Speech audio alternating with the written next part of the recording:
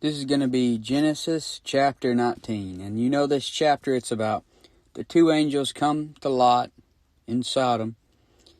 And the men of Sodom try to break down the door and get a hold of the two angels. But starting in verse 1, it says, "And there came two angels to Sodom at even. And Lot sat in the gate of Sodom. And Lot, seeing them, rose up to meet them. And he bowed himself with his face toward the ground." Now these two angels coming to Sodom, to his house there, it reminds me of Hebrews 13:2, which says, "Be not forgetful to entertain strangers, for thereby some have entertained angels unawares." So, Lot entertains these strangers, and he entertained angels unawares. The two angels from chapter 18 are the same two angels that show up here in town in Sodom, and the Lord is about to destroy the place, but he's not going to leave a righteous man behind. This shows me that even 2 or 3 people matter to the Lord. 1 or 2 people matter. The Lord could have said, "Oh well, 1 or 2 righteous men feeling my wrath won't hurt." He could have said that, but he didn't say it. Lot sat in the gate, and this means he had a high up position in Sodom. Can you imagine the compromise you would have to be a politician in Sodom and get voted in? Can you imagine? But Genesis 19:2 said, "And he said, Behold now, my lords, turn in, I pray you, into your servant's house, and tarry all night, and wash your feet, and you shall rise up early and go on your ways. And they said, Nay, but we will abide in the street all night." So notice some more things about the angels. Lot, it seems, as far as we know, doesn't even realize that these two men are angels so far. So they look just like a man, and obviously they aren't incredibly big or incredibly small. It doesn't seem that they would have a halo or anything like that that would say, "Hey, Lot, we're angels." It doesn't seem that they have anything like that. Or, Lot would know they were angelic. Notice something else. Lot wants them to come in and wash their feet.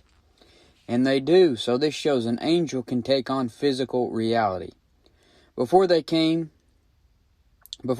in, they decline what Lot says, and they say, "Nay, but we will abide in the street all night." So this shows me they're fearless. They aren't afraid of men. They're going to stay out all night in Sodom. That would be a scary place to stay out all night in. Why would they be afraid of men? Because 2 Peter 2:11 says they are greater in power and might than men. In Genesis 19:3, it says, "And he pressed upon them greatly, and they turned in unto him. And he entered into his house, and he made them a feast, and did bake unleavened bread, and they did eat." Notice once again, the angels can do things in physical reality, even though they are spirits. Hebrews 1:14 says, "Are they not all ministering spirits?" But they can take on physical reality. Lot made them a feast, and he baked them some bread. He made them all kinds of food. Apparently, Sodom had all kinds of food and goods. If they were hungry, they came to the right place.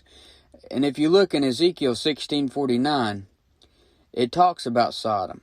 And it says, "Behold, this was the iniquity of thy sister Sodom." Now look at the iniquity of Sodom.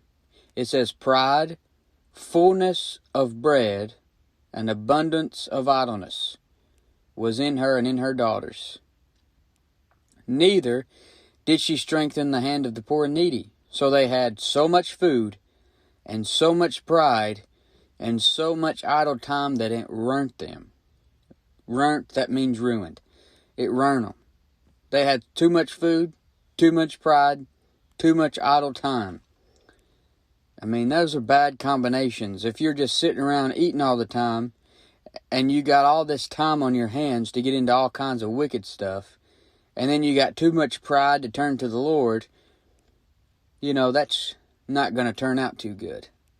But they obviously had plenty of food, plenty of goods. They had fullness of bread. Lot probably gained a lot of weight when he went to Sodom. In Genesis 19:4, it says, "But before they," which is the angels, "before they lay down, the men of the city, even the men of Sodom, compassed the house round both old and young, all the people from every quarter. So before the angels and Lot and all them could lay down for the night and hang it up, the men of the city compassed the house round about, all around the house. Can you imagine this? This sounds like something out of a horror movie. All the men of the city, ain't no telling what they look like. I can't even imagine what the men of Sodom look like. Obviously, the angels probably wouldn't need sleep anyway. I mean, I guess they would just lay there until bright and early and then they would head on. But can you imagine what the angels would be thinking while they were laying there? They were probably thinking, these people are crazy. I bet they think people are crazy because they don't have sinful flesh. They don't understand what you have going on. They just take orders from the Lord and they accomplish the things the Lord wants done. But the men of Sodom crowd around the house.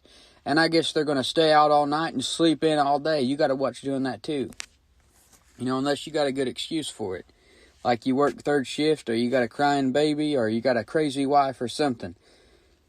I mean, in those cases, I'm sure God understands you staying up all night and then having to sleep a little bit later. But staying up all night and sleeping in all day is not a very good habit to get into. And remember, in Ezekiel 16:49, it said Sodom had abundance of idleness. Too much time on your hands is not a good thing.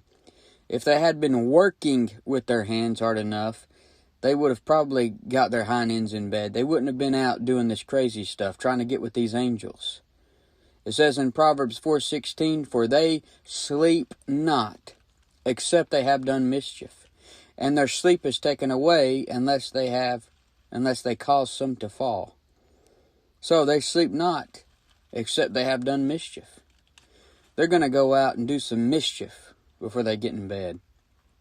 And you know, Sodom, in Genesis 13:13, it says, but the men of Sodom were wicked and sinners before the Lord exceedingly.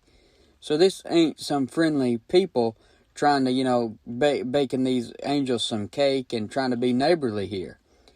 The people were gathered around Lot's house, and they're wicked men. And notice that it said that they're both old and young. It wasn't just the older men who were corrupt, but the younger men as well. And when they have drag queens and lesbians and sodomites on children's TV shows today, this reveals that they are trying to corrupt the young. They are after the children. The men of Sodom, both old and young, were compassed around the house. The devil and unclean spirits like to go after the weakest link. They'll go after the young ones. The devil-possessed son in Mark 9:21 had been possessed since he was a child. The agenda of homosexuals has always been to get the children. And I remember that movie called Hocus Pocus when I was a kid. And since Halloween's coming up, a lot of people's going to be watching that. And those witches, they wanted the children. And I remember this other movie when I was a kid, another stupid Halloween movie called Ernest Scared Stupid. And the troll guy in the movie was after the children of the town. Isn't it weird that they're always going after the children? Ain't that a strange thing? In Genesis 19:5, it says, and they called unto Lot and said unto him, where are the men which came into thee this night? Bring them out unto us, that we may know them. So the men of Sodom wanted Lot to escort the angels out. Of course, they didn't know they were angels at the time. They wanted him to bring them out so that they could know them. They didn't want to ask them about their hobbies. They wasn't wanting to get to know about their family or their hometown. They wanted to get to know them, if you know what I mean. Just like Adam knew Eve, his wife. They was trying to get to really know those angels. The men of Sodom were after strange flesh. They could have lain with the angels as the women did in Genesis 6. And Jude, the book of Jude, in verse 7, it says, even as Sodom and Gomorrah and the cities about them in like manner, giving themselves over to fornication and going after strange flesh, are set forth for an example, suffering the vengeance of eternal fire. And you'll notice that verse, it's in context right along with those angels. Look at the verse right before it. And the angels which kept not their first estate, but left their own habitation, he hath reserved in everlasting chains under darkness, unto the judgment of the great day. And then it talks about Sodom and going after strange flesh. So the things the men of Sodom desired to do were an abomination. In Leviticus 18:22 it says, Thou shalt not lie with mankind as with womankind. It is abomination. If you're a man and you lie with another man, that's an abomination. In Leviticus 20:13 it says, If a man also lie with mankind as he lieth with a woman, both of them have committed an abomination. They shall surely be put to death. Their blood shall be upon them. The men of Sodom were in open and unashamed sin.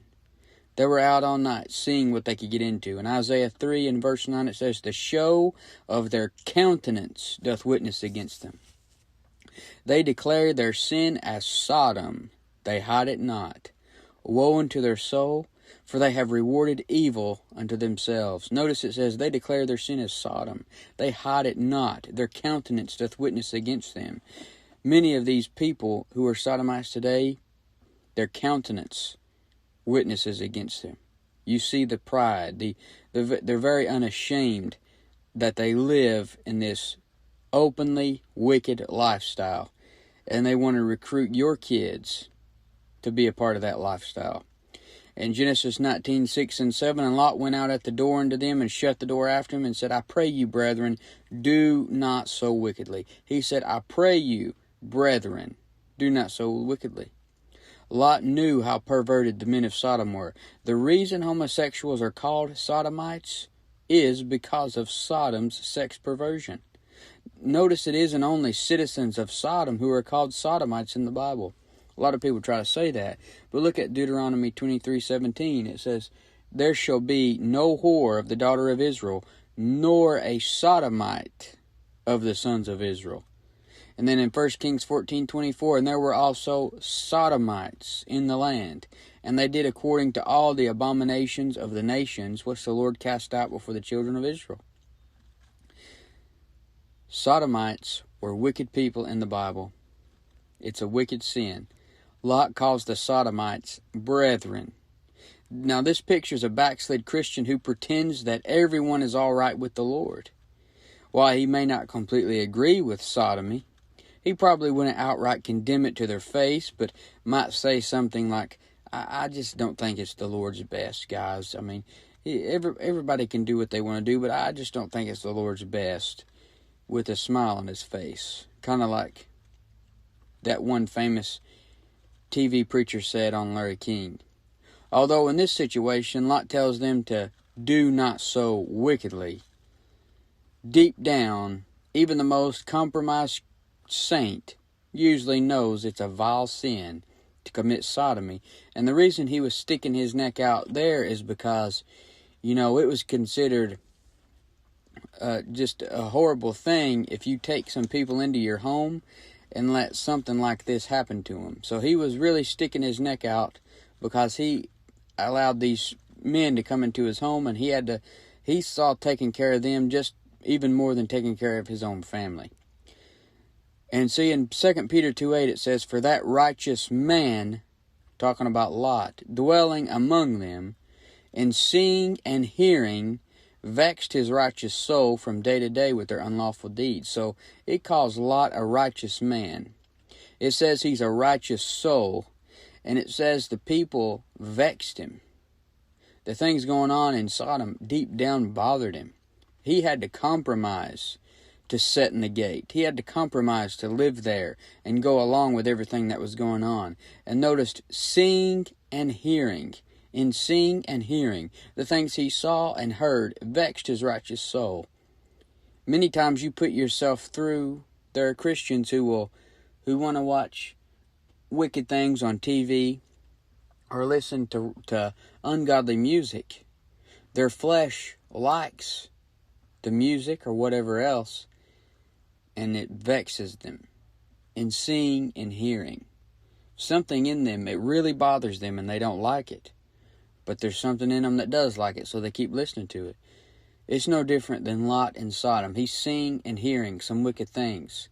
Deep down it bothers him. He has to compromise to listen to it. Many times a Christian might watch a movie that says the Lord's name in vain over and over again, saying GD, mother effer, and all these type of things like that. It gets to them, but then after a while, maybe they get a little bit desensitized to it and it becomes easier.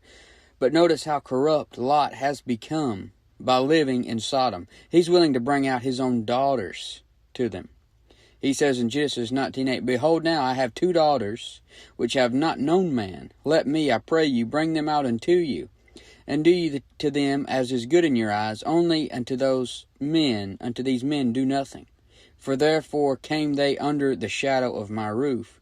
So he's sticking his neck out and standing up to these guys now, because he knows it's the right thing for him to take care of the people he put under his roof, but he's still corrupt. Look how corrupt he is.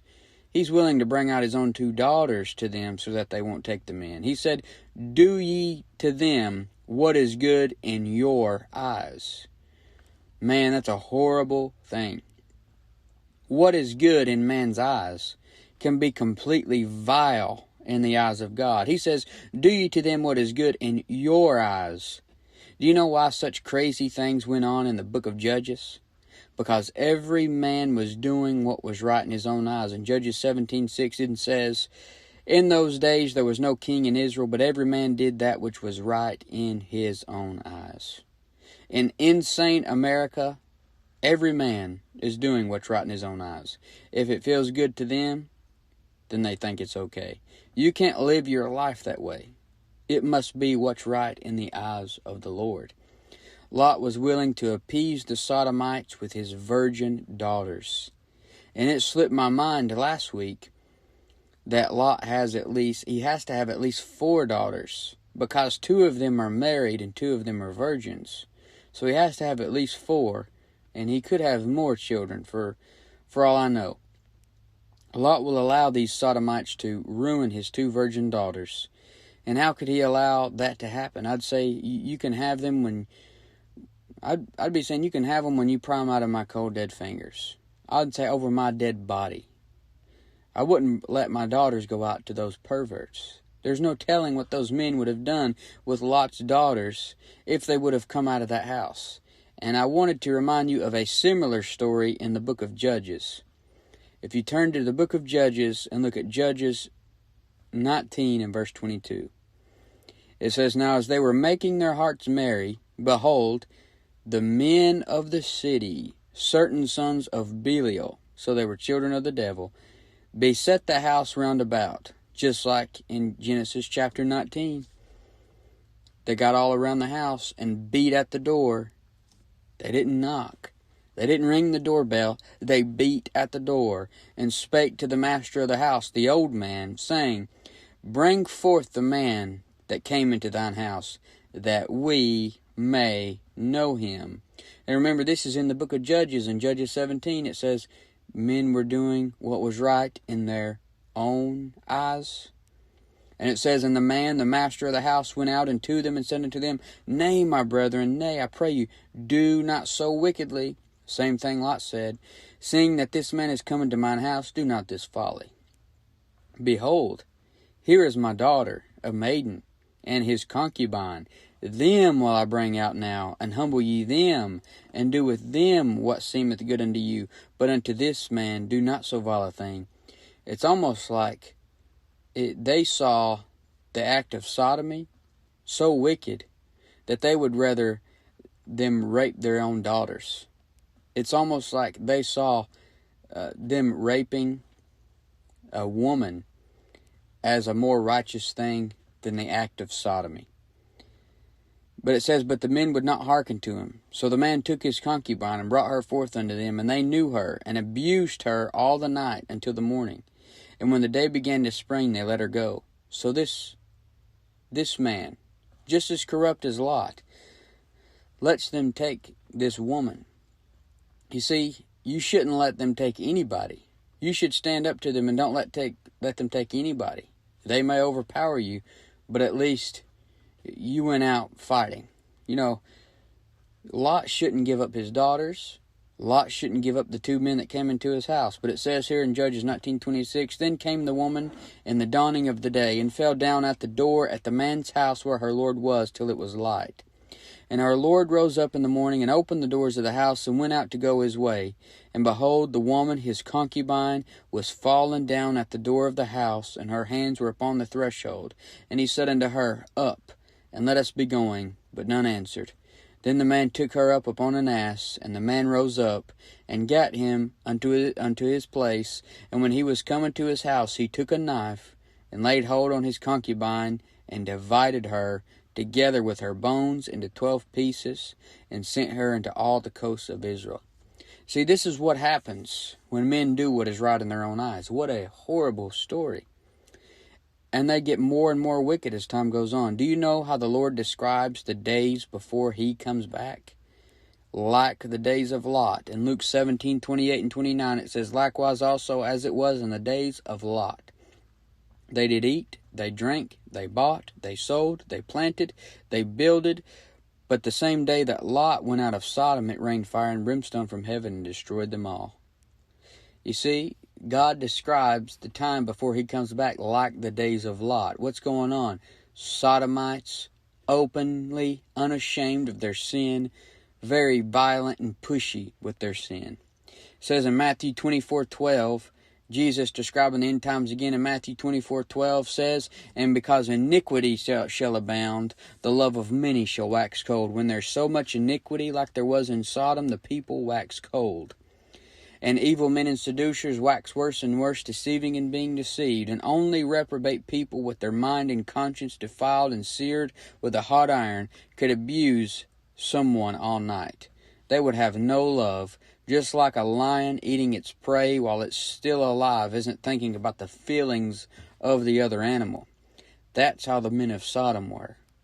In Genesis 19:9 it says, And they said, Stand back. And they said again, This one fellow came in to sojourn, and he will needs be a judge. Now will we deal worse with thee than with them. And they pressed sore upon the man, even Lot, and came near to break the door. So the men of Sodom are like, Stand back. Stand back, Lot. And they pressed sore upon the man. They came near to break the door. Wow, what a peaceful, sweet, calm, and gentle group this is. They're so nice. A lot of people are like, I know that he's a little gay or whatever, but he's such a nice man. Oh no. This is not some peaceful, sweet, calm, and gentle group of people. They're actually aggressive and intolerant when it comes right down to it. Maybe not when you see them at the drugstore. Maybe not when they're behind the counter at Walmart and you're buying something. They talk real nice and sweet to you. But when you're going against them and standing in their way, they will be the most aggressive and violent people. And if it was up to them, if you stood in the way of them being able to fulfill all their sexual fantasies and desires, if you were the one standing in their way, they would have you killed just as quick as they could think. They will not stand for you disapproving of their lifestyle. They're going to get those 2 angelic men to come out and have sex with them, and they're going to do it even if they have to break down the door. It says in Genesis 19:9, And they said, Stand back. And they said again, This one fellow came in to sojourn, and he will needs be a judge. Notice the Sodomites are talking about judging, which is exactly what they talk about today. That's what they always talk about. They say it's wrong to judge. But the Bible says in 1 Corinthians 2:15, But he that is spiritual judgeth all things, yet he himself is judged of no man. You see, God's already judged that their wicked lifestyle is wrong. And I've done show you the verses in Leviticus. It talks about it again in Romans chapter 1, where it says, For even the women did change the natural use into that which is against nature. And likewise also the men, leaving the natural use of the woman, burned in their lust one toward another, men with men, working that which is unseemly, and receiving in themselves that recompense of their error, which was meat. God's already judged it, that's wrong. All the sins that I've committed, God judged that those were wrong. And I can admit that the sins I've committed in my life are wrong, And if the Bible says that your sin that you're committing, homosexuality, is wrong, you should be able to admit that that is a horrible sin. Any sexual sin's wrong. A lot of people say, why are you singling out that sin? I'm not singling out that sin. All sins are wrong. It's just that homosexuality seems to be the sin today that men don't want to admit that it's wrong. But if you think about it, in Leviticus 18, it comes out and says adultery's wrong, incest is wrong, bestiality's wrong.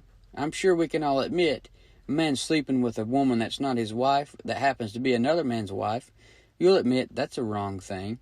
You admit incest is a wrong thing. You admit bestiality, a man marrying his dog, that's sick. The thing is, homosexuality is mentioned right in the middle of all those things. So if those three things are wrong, that's obviously wrong. So the angels, look at what they do. In Genesis 19:10 and 11, it says, But the men put forth their hand and pulled Lot into the house to them and shut to the door. And they smote the men that were at the door of the house with blindness, both small and great, so that they wearied themselves to find the door. So the angels have power to smite people with blindness.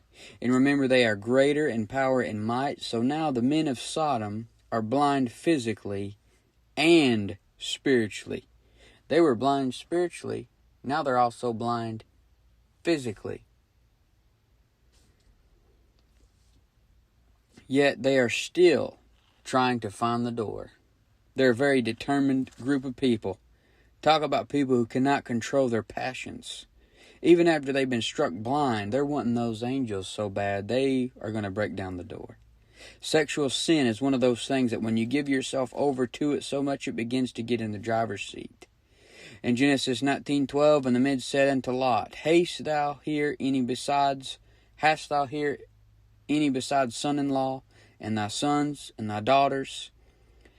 And whatsoever thou hast in the city, bring them out of this place. So I'm not sure exactly how many children Lot actually has. We know he's got daughters, we know he's got sons-in-law.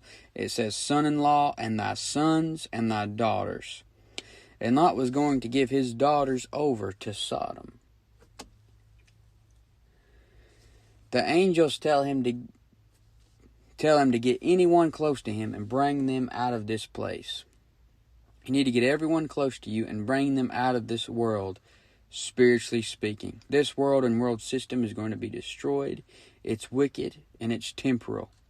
In Genesis 19:13, it says, For we will destroy this place, because the cry of them is waxen great before the face of the Lord, and the Lord hath sent us to destroy it. Notice something else about the angels. They come to accomplish what God has told them to do, and they are just going to complete the mission. That's their purpose. Verse 14, And Lot went out and spake unto his sons-in-law, which married his daughters, and said, Up, get you out of this place, for the Lord will destroy this city. But he seemed as one that mocked unto his sons-in-law. When you have compromised so much that you are a political figure in a place as wicked as Sodom, then you can expect people to take you as a joke if you try to preach to them. Lot seemed as one that mocked. You can't go to work and cuss and tell dirty jokes and treat people like trash and then come in the next day and say, Repent, turn to God. You can't do that. They'll say, Look who's talking. You need to turn to God. They'll mock you because you'll seem as one that mocketh to them. In Genesis 19:15 it says, And when the morning arose, then the angels hastened Lot, saying, Arise, take thy wife and thy 2 daughters which are here, lest thou be consumed in the iniquity of the city.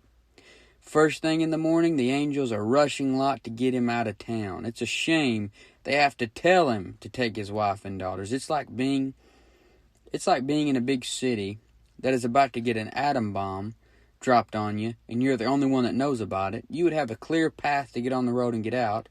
Yet look what Lot does. Look what he does in verse 16. It says, And while he lingered.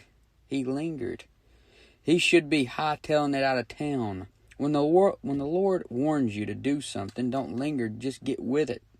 The men laid hold upon his hand. They had to get him out. They had to physically get him out. and upon the hand of his wife, and upon the hand of his 2 daughters, the Lord being merciful unto him. The Lord is being merciful to this man. And they brought him forth and set him without the city. Notice a great illustration here, though. Look at Lamentations 3:22 and 23. It says, "It is of the Lord's mercies that we are not consumed, because his compassions fail not. They are new every morning. Great is thy faithfulness." It is the Lord's mercies that me and you are not consumed. Notice what the angel said to Lot. It says, "Arise, take thy wife and thy 2 daughters which are here, lest thou be consumed in the iniquity of the city." The only reason we won't be consumed is because of the Lord's mercy on us, just like it was on Lot. In Genesis 19:16, it said, "The Lord being merciful to him." The mercy of God is when God keeps you from going through something you deserve. And notice Lamentations 3:23 said, "The Lord's mercies are new every morning." And in Genesis 19:15 it says, "And when the morning arose, then the angels hastened Lot." Morning arose, God's mercy was new. It was new for Lot, new every morning. And it was of the Lord's mercy that he wasn't consumed, because his compassion fails not. God was extremely merciful to Lot, allowing the angels to take him out of Sodom, even when he was a backslid compromiser. And verse 17 in Genesis 19 says, "And it came to pass, when they had brought them forth abroad, that he said, Escape for thy life. Look not behind thee, neither stay thou in all the plain. Escape to the mountain, lest thou be consumed." This reminds me of the verse in Matthew 24. In Matthew 24:16, when the Jews flee, it says, "Then let them which be in Judea flee into the mountains." The tribulation saints will have to escape to the mountains. If they want to escape to the mountains, then they're going to see those antichrists and the henchmen coming after them. In Genesis 19:18, "And Lot said unto them, Oh, not so, my Lord." Look at that. Lot is in such a backslid condition that he thinks he knows more than the angels of God. Notice that when you talk to someone who is out of fellowship with the Lord, they think they have it all figured out. In verse 19 it says, "Behold, now thy servant hath found grace in thy sight, and thou hast magnified thy mercy, which thou hast showed unto me in saving my life, and I cannot escape to the mountain, lest some evil take me and I die." So he's afraid of what might be up in the mountain. Maybe animals. Maybe hillbillies with deformities that are killers. Maybe Lot is a soul trap listener and he's afraid of what he might see in the dark. You know, this Soul Trap by Joel Tillis. That's a good podcast. I have to give it a shout out. But in Genesis 19:20, "Behold now, this city is near to flee unto, and it is a little one. Oh, let me escape thither. Is it not a little one? And my soul shall live." So Lot is such a city slicker. He's such a city slicker now that he isn't about to go camping in the mountains. He knows about this little city. But mostly the little cities are affected by the big cities. Maybe he's forgetting that. It says in verse 21, "And he said unto him, See, I have accepted thee concerning this thing also, that I will not overthrow this city for the which thou hast spoken. Haste thee, escape thither, for I cannot do anything till thou be come thither." Therefore the name of the city was called Zoar. The sun was risen upon the earth when Lot entered into Zoar. Then the Lord rained upon Sodom and upon Gomorrah brimstone and fire from the Lord out of heaven. So he waits till Lot gets out of town before he does this. And this is just like the tribulation. Fire will come down from the sky in the tribulation as well, just like in Revelation 8:7. Sodom and Gomorrah, it's burned off the map. They burned in their lust and ended up getting burnt to a crisp. Genesis 19:25, "And he overthrew those cities, and all the plain, and all the inhabitants of the cities, and that which grew upon the ground." The ground was cursed back in Genesis 3, but it was even more cursed in Sodom, so it's also destroyed, just like in the tribulation. Once again, Revelation 8:7, showing you all the green grasses burn up, all the trees are burned up. It says in Genesis 19:26, "But his wife looked back from behind him, and she became a pillar of salt." So here is a good short verse for you to memorize in Luke 17:32, which says, "Remember Lot's wife. She looked back, she became a pillar of salt." That verse is only 3 words. Remember Lot's wife. Remember, she looked back and she became a pillar of salt. Don't look back at the world you got out of. Don't wish you could go back, and don't think about your stuff you left behind. In Luke 9:62, Jesus said unto him, "No man having put his hand to the plow and looking back is fit for the kingdom of God." Back to Genesis 19:27. And Abraham got up early in the morning to the place where he stood before the Lord. Notice once again, Abraham is an early bird with the Lord on his mind. First thing, he got up early in the morning and stood in the place where he stood before the Lord. The first thing he thought of was the Lord's plan. He is concerned with what was going to happen on God's calendar, just like we should be. The Lord had told us the Lord's told us what's going to happen. And I believe the next event is the rapture. And every morning we should wake up and think about, maybe it's today. Genesis 19:28. And he looked toward Sodom and Gomorrah, and toward all the land of the plain. And behold, and lo, the smoke of the country went up as the smoke of a furnace. So Abraham gets a good vision of hell on earth that he could easily use for a sermon illustration. Notice it was as the smoke of a furnace. And Jesus said in Matthew 13:42, "And shall cast them into a furnace of fire. There shall be weeping and gnashing of teeth, wailing and gnashing of teeth." So that Sodom became a good picture of hell on earth. Genesis 19:29 and 30. And it came to pass, when God destroyed the cities of the plain, that God remembered Abraham, and sent Lot out of the midst of the overthrow, and he overthrew the cities in the which Lot dwelt. And Lot went up out of Zoar, and dwelt in the mountain, and his 2 daughters with him. For he feared to dwell in Zoar, and he dwelt in a cave, he and his 2 daughters. So I guess Lot got into Zoar, and he seen that it was just as wicked as Sodom, even though it was just a little city. He probably knew it would be destroyed as well. So Lot and his daughters are living in this cave. He went from living in the big city to being in a cave. Genesis 19:31 and 32.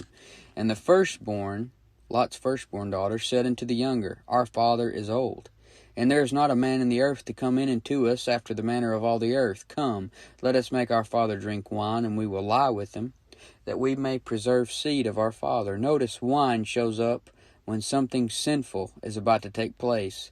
It showed up back in Genesis 9 with Noah. It showed up in the case of David and Uriah. In the book of Habakkuk chapter 2 and verse 15, it says, Woe unto him that giveth his neighbor drink, that puttest thy bottle to him, and makest him drunken also, that thou mayest look on their nakedness. A perfect illustration of that is in Genesis 19 right here. They gave their father drink so that they could look on his nakedness. In this case, so that they could have a child by their own father. In Genesis 19:33, and they made their father drink wine that night. And the firstborn went in and lay with her father, and he perceived not when she lay down or when she arose. Notice it says they made their father drink wine. Lot is so messed up. He shouldn't be allowing his daughters to make him do anything, especially not drink. But he gets so drunk that he doesn't even know what happened. This is the dangers of alcohol. It says in verse 34, And it came to pass on the morrow that the firstborn said unto the younger, Behold, I lay yesternight with my father. Let us make him drink this night also, and go thou in and lie with him, that we may preserve seed of our father. Lot just escaped death when he left Sodom, yet he's going to get drunk. You would think Lot and his daughters would be a little shook up after what just happened, but look what they're doing. I mean, we can take into consideration that Lot is traumatized from what happened to his wife possibly, but still. In Genesis 19:35 and 36, And they made their father drink wine that night also. And the younger arose and lay with him, and he perceived not when she lay down or when she arose. Thus were both the daughters of Lot with child by their father. This is what happens when you raise your daughters in Sodom, with every man doing what's right in their own eyes. Genesis 19:37 and 38, And the firstborn bare a son, and called his name Moab. The same as the father of the Moabites unto this day. And the younger, she also bare a son, and called his name Ben-Ammi. The same is the father of the children of Ammon unto this day. So the Ammonites and Moabites came from this sinful act in Genesis 19, and they both turn out to be the enemies of God. This was a crazy chapter, but this is what happens when every man does that which is right in his own eyes.